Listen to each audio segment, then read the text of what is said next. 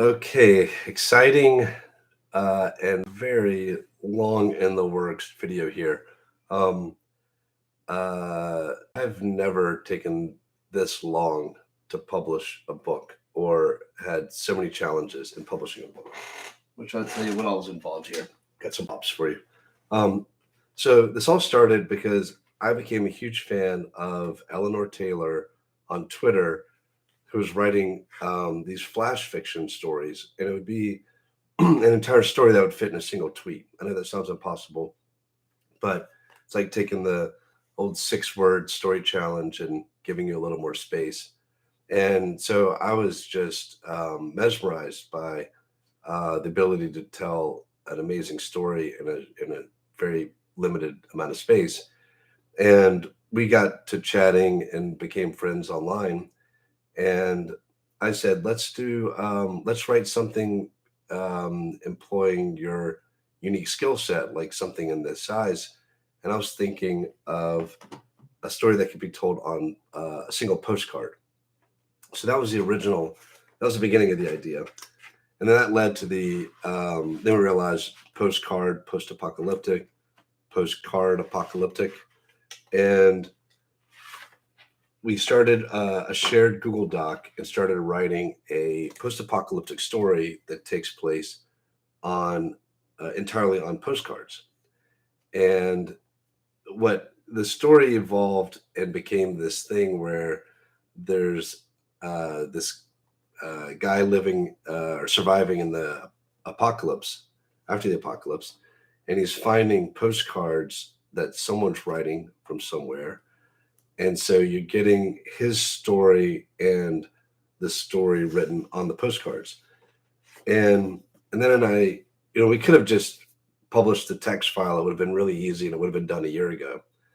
But instead I was like, let's actually tell the story on postcards. So in order to have the rights to the images, I had to create my own postcards, which meant like creating a little fake postcard thing like that, and then using a bunch of my own photographs and then some common like some photographs that are in the Creative Commons, and creating actual front and back postcards that I then sent to my other writing partner, Matt Michelatos. His daughter has the best handwriting I've ever seen from any human being. It looks like a font. This is her actual handwriting. And so he needed this legible, and I thought, I wonder if she could do Rita's handwriting, the girl in the story, and Clayton's handwriting, the guy. So Clayton is writing on the front of the postcards, and Rita is writing on the proper side of the postcards.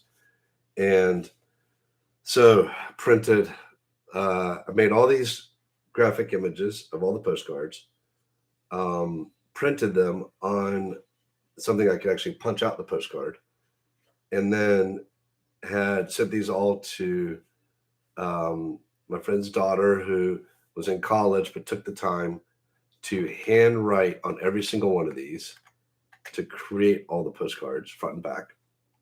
Then she shipped them back to me, and I went and had them scanned here in New York. This is where, there were problems all along the way, but the first scan I was not thrilled with. Didn't come back great. This is the this isn't in this is the printed version. So anyway, I got one scan back, and it wasn't crisp enough, I thought, to handle the many different manipulations and iterations to get the print on demand book to you. So I got a second one done, and by now all the images, everything's so out of order. In order to collate this, I had to go back to the document, figure out where each one went, place them manually. I don't want to bore you with the details, but it was like I had to build the book from scratch like 4 different times before it finally worked. Just yesterday, I got the ebook version of this finished, and I'm going to show it to you for the first time now. It's so beautiful. Oh, another challenge. This is the first book I've ever made in landscape format because, that's how postcards come. So the book can't open like this. It has to open like that. Um, Amazon only has one trim size for that right now, so had to work with that. But as expected, it worked perfectly for reading on your tablet. Here it is. You're seeing it for the first time. The Balloon Hunter by Hugh Howey and Elinor Taylor. And I have to tell you, this thing is gorgeous. So the copyright page is a postcard, and there you go. Each page is one postcard, and this is by far the most beautiful book I've ever made. I think it's one of the best stories. Um, I love it's a. I don't want to spoil it. It's work to read this, and it's meant to be because there's not much per page, but it's handwritten, so you're gonna have to like spend some time with it. It's not a you know breeze through story. It's very easy to read, but there's a lot going on here that you need to spend time with to tease kind of what's happening. Very twisty story. Um, the file size is huge. It's like it's either 30 megabytes or 45 megabytes. It's massive, which comes out of our pocket to get it delivered to you. The way the Kindle self-publishing thing works, there's a delivery fee based on file size. So you'll see we priced this to make it affordable. It's a 140-page book, heavily graphic intensive, very labor intensive. Like, can't tell you how labor intensive this project was. But so the margins, we're not trying to make money here. We're trying to tell you a really cool story in a really unique way. Same with the print edition, which I hope will be available soon. The ebook is available now. I haven't mentioned it, shared the link, done anything. So like this is kind of the announcement that is happening. But what's cool is a lot of the photographs in here are pictures that I've taken in my travels. So, and there's even the challenge of choosing photographs that had white space. Uh, it anyway. I love this story. It was so much fun working with Elinor. We got to hang out in London a couple of trips ago and meet in person.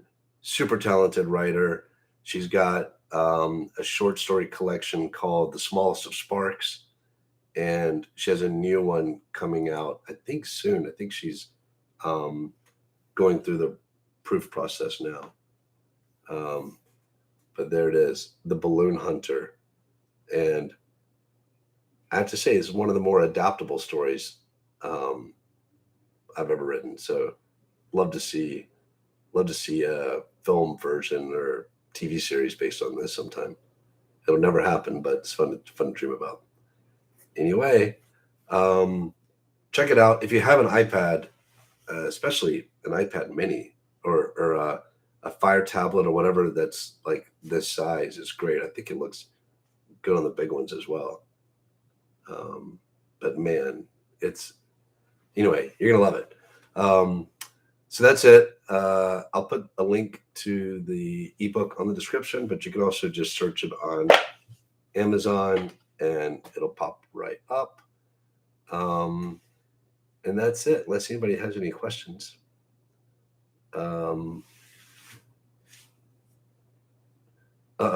See, Nelson's already grabbed it. Okay, so makes me nervous. It's out in the wild. People are reading it now.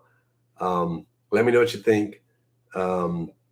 Again, this is not a usual kind of novel. A lot of challenges went into making this. I hope it's a challenge for you in reading it. It's meant to be, and it's meant to knock your socks off. So hope you enjoy. I see you guys soon, and hope you enjoyed this week's episode of Silo. I got thoughts on that coming up in another video, but I'll give you a few days to watch it just in case. All right, peace out.